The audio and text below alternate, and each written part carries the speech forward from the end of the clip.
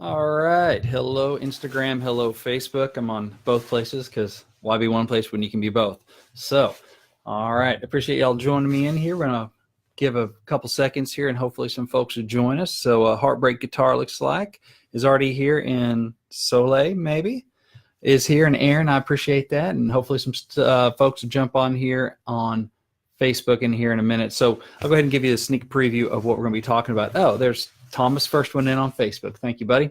All right, so what we're going to be talking about today is what I blogged about today at the songwritingpro.com blog, which is how do you know if your song is dated? And I don't mean it has someone to hold its hand. I mean it sounds like it came from a time capsule. Some of you may have gotten that response before from doing song critique, song evaluations, meeting with a publisher, whatever it might be. So we're going to talk about that. Maybe I'm going to give you a way that you can hopefully tell and pick out if your song is dated or not. It looks like Lance is here. Lance, new Freddie member. Hey, Lance. Nathan. Thank you, Diane, and Christopher and Melanie. A lot of folks jumping in here, so thank you, folks. I appreciate it. Also, if this is helpful for you, I would love a share. You can share it in your Instagram feed. If you want to share it on Facebook in any music-related, songwriting groups, any of that stuff, I would appreciate it. So this is both on my Instagram, which is songwriting_pro, and also on my Facebook, which you just look for Brent Baxter and you'll find me here. So if you just want to find it in some different forms where you can pass it around, that's awesome. If you're finding this in like the Climb community, the Freddie forum, or Songwriting Pro group, those are all closed communities. So you'll have to go hop on over to my main regular Brent Baxter page, which is where this is right now live, and you can share it from there. The others are closed groups and you can't share out of that, but you can share it from my main page. And share it if you think it's going to be helpful for someone. I appreciate it. All right, so let's dive in here. Also, this is linked up at the link in the bio over on Instagram if you want to read along with this blog post. If you want to, look at it later just in a written form, you can do that. Also, it's in the description over here on Facebook. You can click on that, and if you just want to see the blog post that this is talking about. So we're going to talk about what does it mean when someone says your song is dated or not appropriate for today's artist. All right.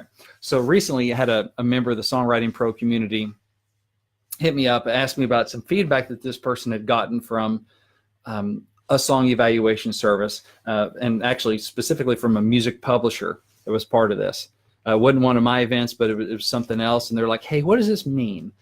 And regarding this writer's song, the publisher has said, the idea basically comes across as a little too old-fashioned for most artists in today's market, and also that the melody, while it was technically good, it was a sound melody, no pun intended, it doesn't sound current enough to pitch in today's market.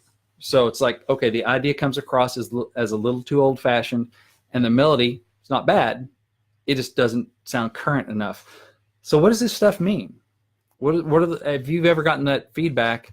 I don't know if you can give me an angry face or a confused face. I've gotten it before on stuff, but if you've ever gotten it, you may have it that it's frustrating. I see a couple shows of hands. Either people are waving at me on Instagram, or they're copying and haven't gotten that that feedback before too. So we're going to talk about that. What does that mean, and what are some ways you can tell if your song is dated or not? And also, if you have any questions that you want to follow up on some of the stuff I'm talking about, or any questions about the art, the craft, the business of songwriting, I'm glad to address those. We'll have a little bit of time at the end, so you just drop me a comment when it comes time, or if you want to drop it in now, and hopefully I'll find it, and we'll get to a few questions as we have time. So, all right, first of all, so somebody saying your stuff is dated, doesn't sound current enough. I know that's frustrating. I've been there. I've been told that. I've been told before, and if you listen to the Climb podcast that I co-host, I've told the story on there a few times that I had a publisher and someone in the music business tell me one time that I would have been one of the top writers in town in the 90s. This was like 2013 or something. So it was no longer the 90s. And that was a painful thing to hear, because basically saying that some of my stuff I played for them sounded dated. And so I know that frustration. I know it can be hard to hear that. And the thing is, obviously your song doesn't sound dated to you, because if it did, you wouldn't be playing it for a music professional or getting it evaluated. You think it sounds current. You think it sounds like it could be on the radio, most likely. So you believe your song has worth. And let me be the first one to tell you, and this is important, that your song can be good without being commercial. So your song may be good, but not all good songs are commercial songs. There's a difference sometimes with those. Some good songs are commercial, some good songs are not commercial. And so just because someone says maybe it's not commercial, it doesn't fit in what's going on the radio or what artists are doing, doesn't mean it's a bad song.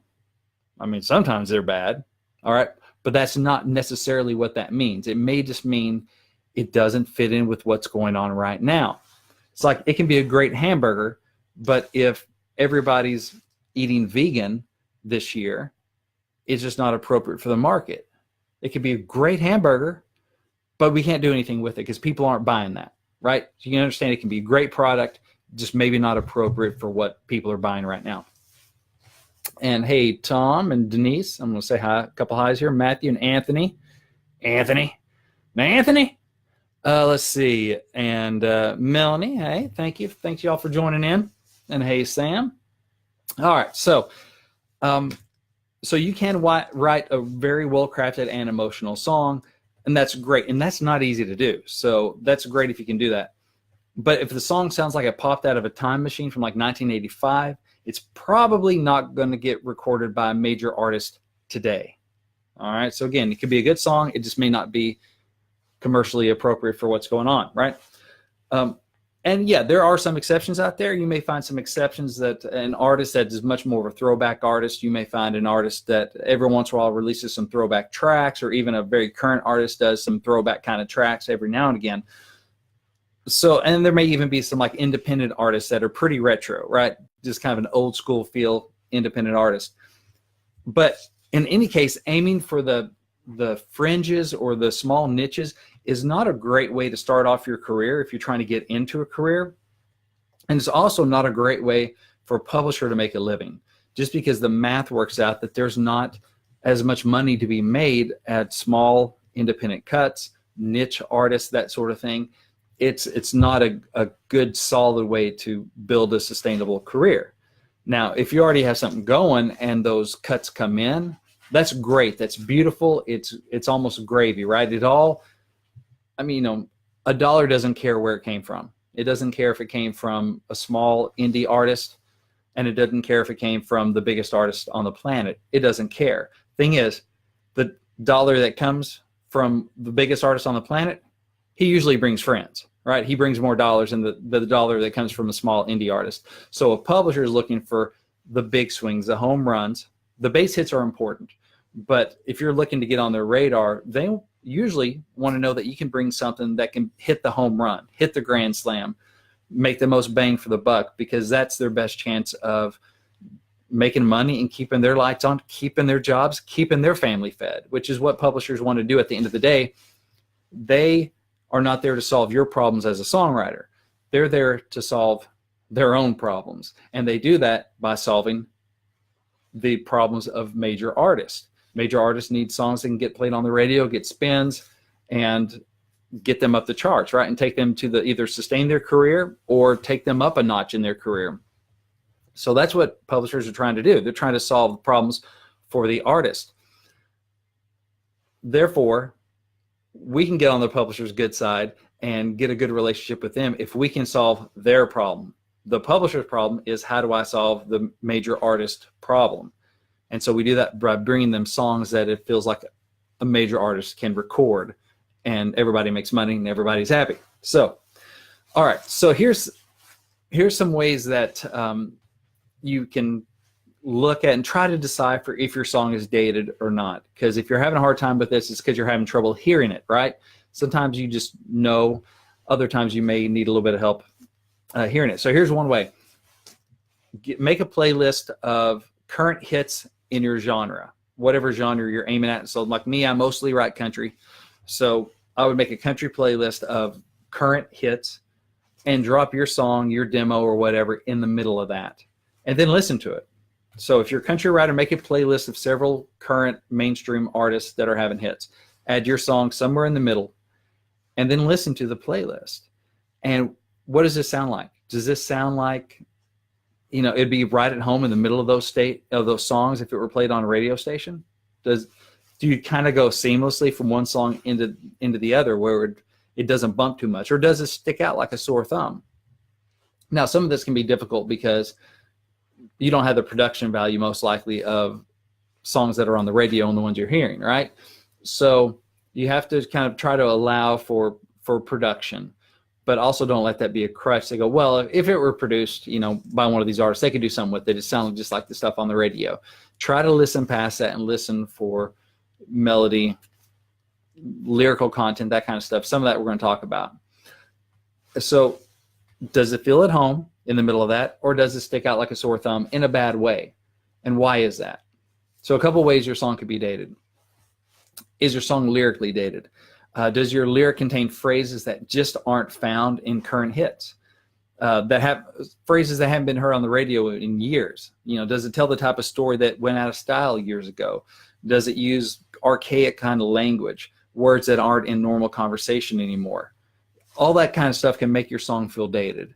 And so it might be, I'm trying to think of some, just a dumb example. You just describe a girl as a flapper. That's a term from the 1920s. People don't talk like that anymore. It's going to make your song sound dated. Or, if you're talking about maybe like Daisy Dukes, then that's stuff that we don't hear much in the, in current country songs right now. They describe cut off jeans, but maybe they don't use the phrase Daisy Dukes. And this kind of language is going to change over time. That's the whole point of stuff getting dated, is that the language does change. And so I'm not going to give you too many examples, because it's not about avoiding these certain words or using these other certain terms or phrases, because that changes over time. So just listen to it, go, wait, are people really talking like this these days? Are they using this kind of verbiage in songs? Or did they used to, but they don't anymore, the way they describe things? And also, again, if you have questions, pop them in the chat here or in the comments, and we'll see what we can get to in a few minutes. So also, is your song sonically dated? And my first inclination on this, because I'm more of a lyrical guy than a melody person, so kind of my first inclination to say is like, well, if you can't hear it, I can't tell you why it sounds dated. It might be vocal quality. It might be somebody mentioned on one of the where I posted the blog in the Songwriting Pro group, I think it was, that just as soon as they start singing their own songs, it all sounds like singer-songwriter stuff from the 70s, because that's their vocal tone. That's just kind of their delivery. That's just kind of how they roll, right? That's just their vibe as a writer. And that's fine as a writer. But they've realized, oh, when I sing my own stuff, it all comes out like soft gold from the 70s, which is cool if you're into that. But that's not what this artist is this writer's aiming for. This writer's trying to get on current country radio. So he's learned, I better get a demo singer who has the diction, the runs, all that kind of stuff that feels like today's country radio. And part of that might be true, that if you can't hear it, I just can't explain it. I think it's a little bit like this one judge I've heard said about pornography. He says, I can't tell you what it is, but I know it when I see it. And some of that just applies to if your stuff is sonically dated and lyrically dated, if it just feels like an old type of song and not a new song. So again, going back to the playlist, put the song in a playlist of current hits in your genre, whether pop, country, gospel, CCM, whatever it might be, hip hop, and just think, can you honestly hear a current artist singing the song? If so, name them. Who could do it? And would it fit in with on their last project? Do you think it would fit in on their next project? Does it fit with the flow of what they're doing? If you can't name an artist who would do it, that might be a problem. Or if the artist you can hear doing it stopped having chart success in 1995, that might be a problem, okay? So you just want to be honest with yourself and go, would it really fit in on an artist's current record? Also, are you using instrumentation that hasn't been heard on the radio in years? Are you using a whole lot of, at one time, like fiddle you didn't hear on country for a while? You maybe starting to hear a little bit more, but you just didn't hear much of that, fiddle and steel, right? For a while you heard it a lot, and then after a while you just stopped hearing it. Maybe you'll hear more of it again. Again, that stuff changes, so I'm not telling you what to put in there, what to leave out. but that's part of it. Some of the track stuff, there's a lot of track writing in Nashville. You wonder if in a few years some of that's going to start sounding pretty dated, like an old song, because maybe they've moved away from the track back to organic instruments and that sort of thing. And part of that can be production, making it sound that way. Part of it can be the singer. Part of it can be melodic choices. Part of it is lyrical choices. And the big thing is here that you just want to be honest with yourself. And,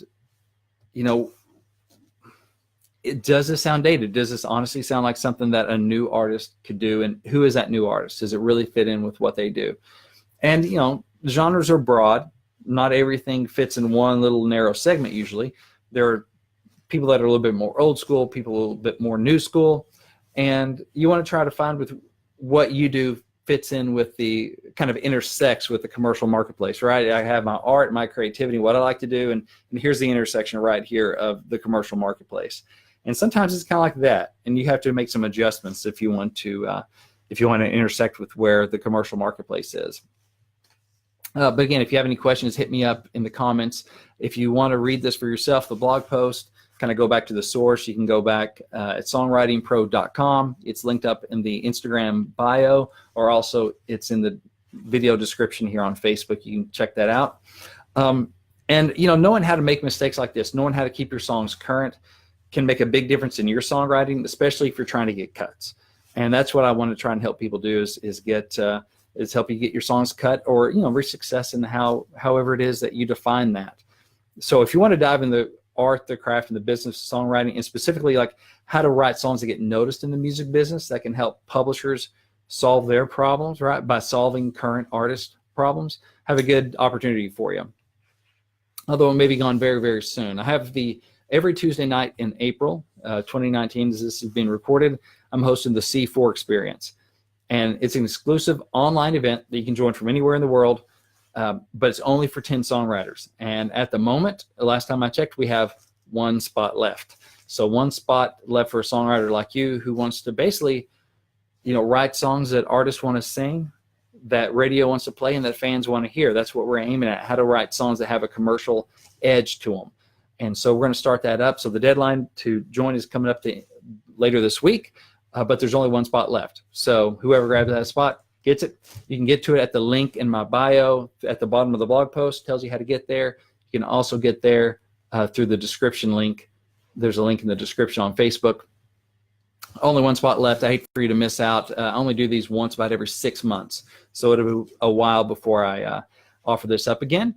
But it's called the C4 Experience, or C4X. And again, it's about giving your songs that commercial edge to help you make it. So, all right, let's go ahead and answer a couple questions here. Hey, Ronnie, happy Monday to you too, buddy. Let's see here. Michael asked on Facebook here, how can I get a writing session with you? That's a subject for a whole nother video. Basically, I'm looking to solve artist problems, right? Because as a songwriter, how can I solve an artist problem? So part of it is people get in the room with me if I think they can help me solve an artist problem, whether that's they have a publishing deal and a great plugger, so I feel like our songs can get heard. They're great writers, so I feel like we can write songs together that can solve an artist problem, right? Give them something they need. What other kind of value? Is it great demos that you can do out of your house? Is that kind of thing? It's hard to get on the books with a pro writer, just because any day, and of course I don't mean you personally, Michael, just because I don't know you, but for me to say yes to you on a certain day, like on Monday the 12th, I'm saying no to everybody else I could be writing with that day, and to everything else I could be doing that day. And that's pretty hard. That's a pretty hard bar to clear, just because we have usually more people we want to write with than we even have time to write with. Now I do some like coaching sessions that involve some writing and more for educational purposes, but dig in, help people with songs, help them with their ideas, that kind of stuff. And if that's something that's interesting to you, I do that at songwritingpro.com/coaching. And so sometimes people bring in song ideas and we help develop them together. They bring in finished songs and we polish them and try to get them to shine together. that sort of stuff. So that's by appointment. So those are pretty easy to get because I have a calendar and you can book yourself at songwritingpro.com/coaching. If it's straight up regular co-writing, it's pretty tough just because limited time. Let's go over here and see if we can find one on Instagram if anyone has any questions. Let's see, Dare to Dream. Well, let's look up here. Dare to Dream. Okay. As for me, I like almost all genres. Can I make rock music and next it'll be Oriental, or should it be fixed for good? I'm not 100% sure I understand your question. I guess, can you work in multiple genres is what I'm understanding maybe your question to be. So yes, you can. I mean, I work in country. I've gotten some cuts in bluegrass and Southern gospel and like CCM, praise and worship stuff. So I've had some cuts in more than one genre. And I'm actually going to be talking about this on the Climb podcast coming up, and I've blogged about it before, but to work in different genres, you have to make sure that you understand the code and kind of crack the code of each genre, because just because for myself, I'm a country lyricist. That's my wheelhouse, is writing country lyrics. And now some of those skills transfer over when I go write with my Southern gospel friends who've had a lot of success in that area. But there's a code there that I'm still deciphering, that they understand that I don't 100%. And so I have to rely on them to kind of make sure, because, hey, I'm a country boy. I'm from Arkansas. I love Jesus. And I feel like I'm a good lyricist. So I should be able to write Southern gospel songs well enough to get them cut. Well, not necessarily, not if I don't understand that particular market and what people will say and what they won't say. Because sometimes, it comes out country and that may be cool, but it may be not what's going to work in that market. So yes, you can work in more than one market. You just have to make sure you understand those markets is the big thing. And don't just think just because you're good in one that it's automatically going to translate over. Lance, is there a song on country radio today that you feel maybe borderline dated but has made the cut anyway? I tell you, and they say that, kind of the 90s are coming back in country anyway. And so there's that Scotty McCreery song, This Is It, I think, where it's more the 3-act play of, hey, the first verse, if you're looking for the first kiss or whatever, this is it. And then it ends with, if you're looking for the place to get engaged, I guess, this is it.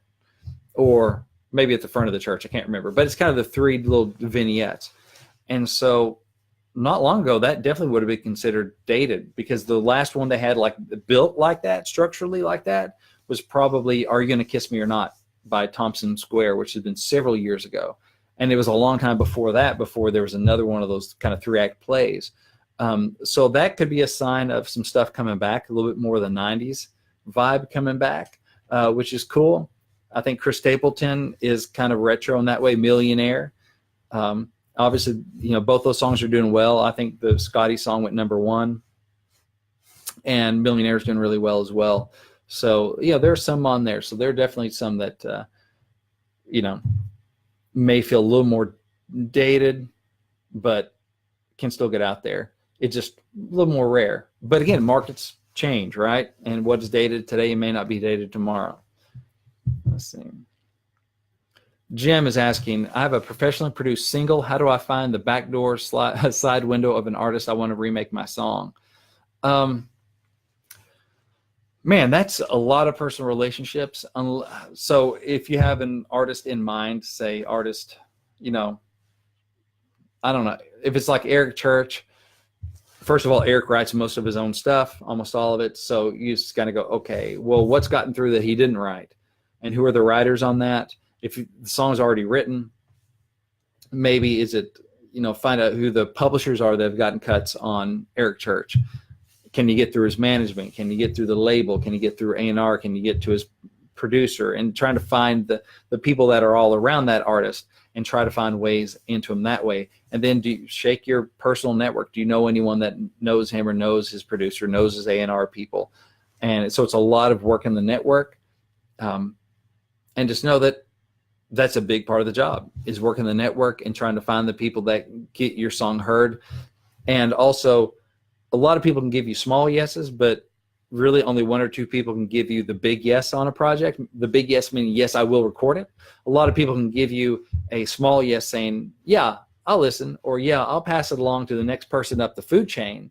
But there are only a few people that can give you the big yes. Say in Eric Church's world, it may be Eric and his producer.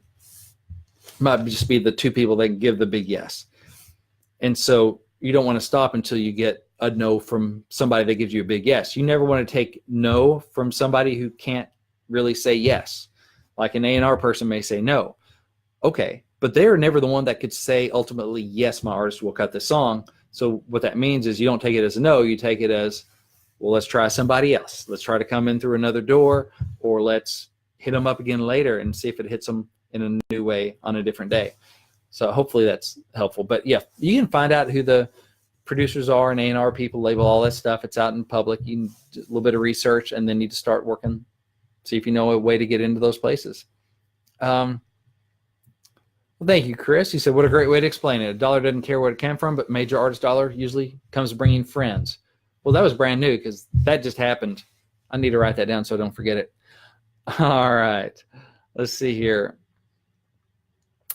Chris is asking, how often do you see publishers taking a song that might not fit top 40 country right now, but feel the song is strong and will eventually find a major artist?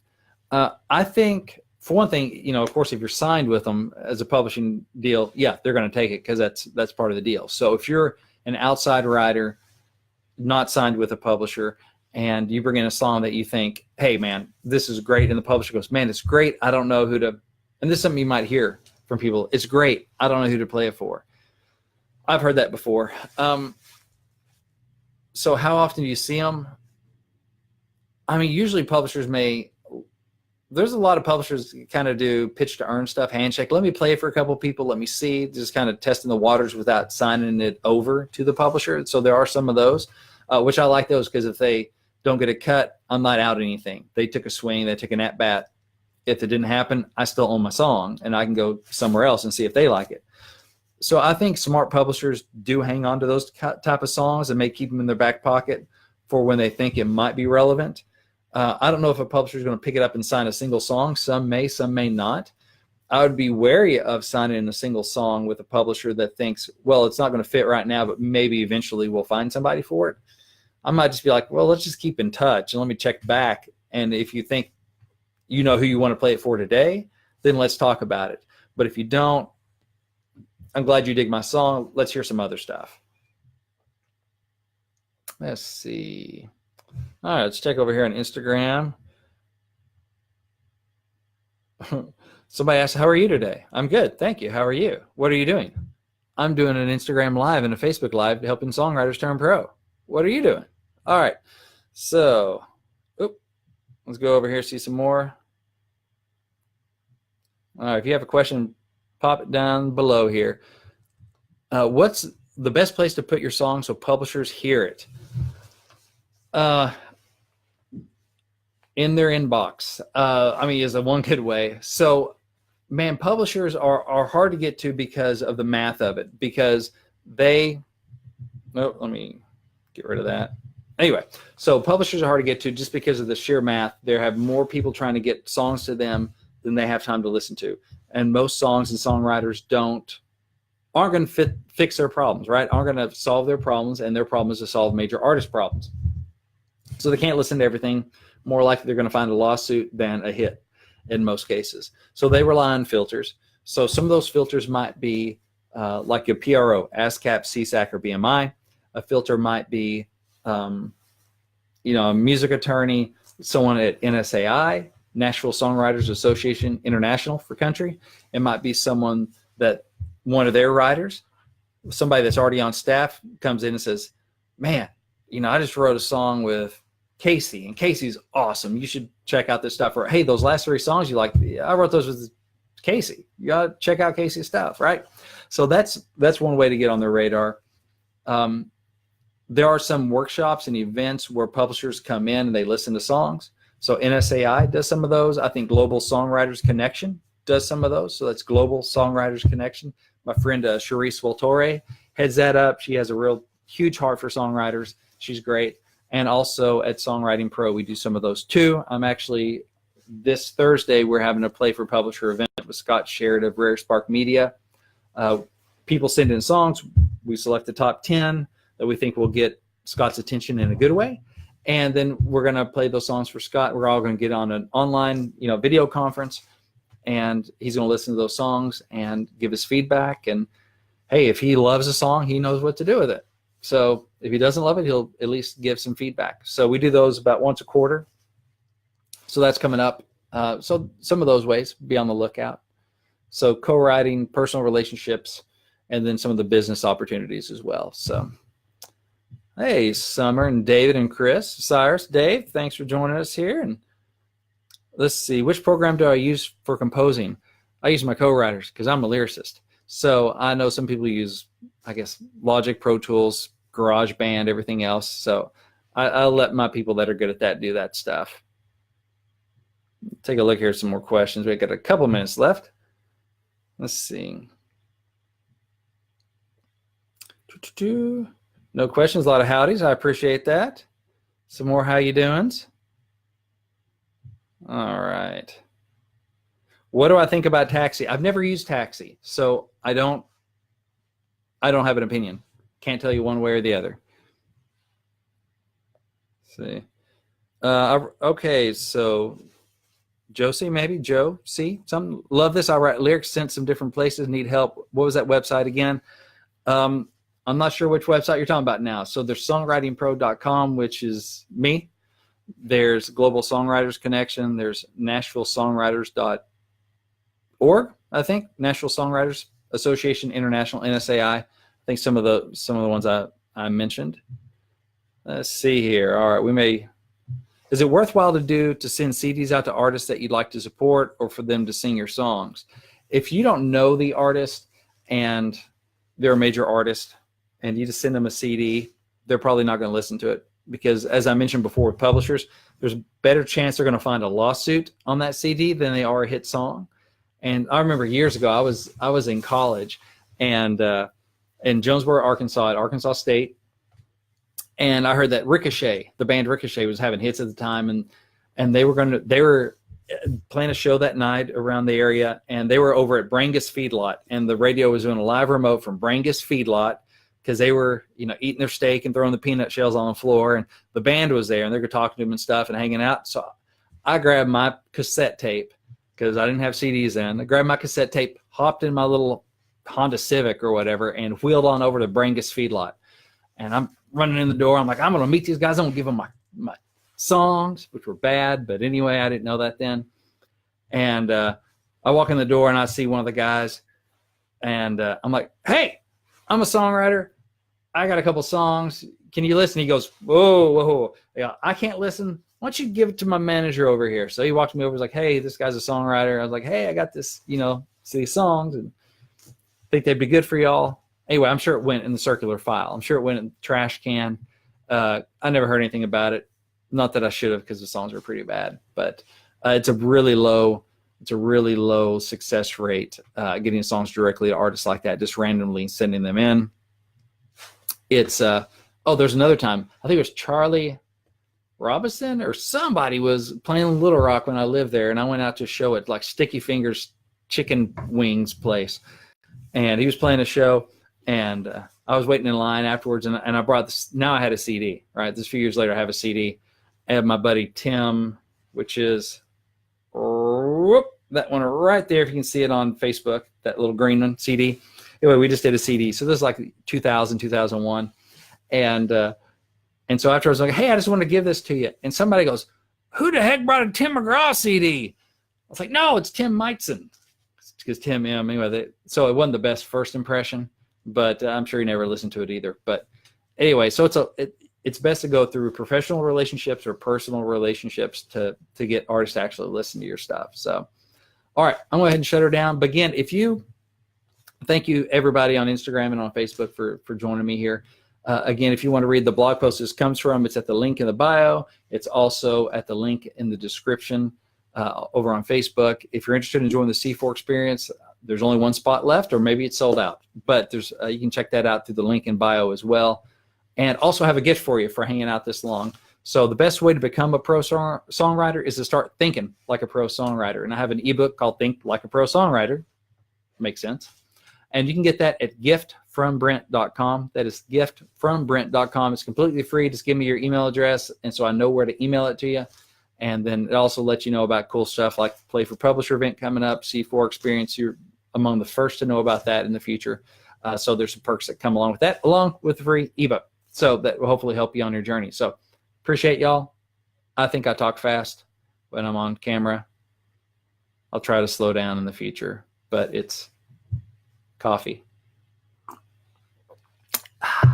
Thank y'all. All right. God bless. Y'all have a great day. I'll see you later. Bye-bye. Oh, and again, be sure and share this if you think it'll help someone. Appreciate it. Bye.